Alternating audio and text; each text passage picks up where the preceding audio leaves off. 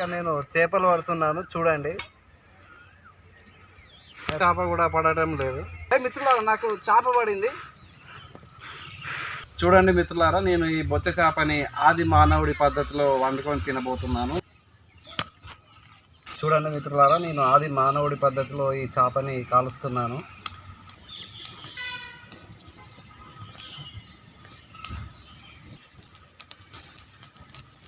మా చేప మొత్తం ఉడికిపోయింది. దీన్ని నేను ఈ కస్టర్డ్ యాపిల్ చెట్లలో ఎత్తుతున్నాను.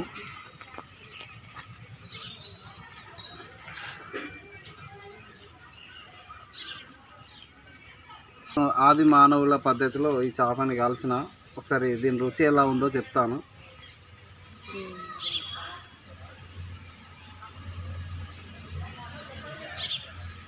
దీని రుచి ఎలా ఉందంటే చాలా అద్భుతంగా ఉంది.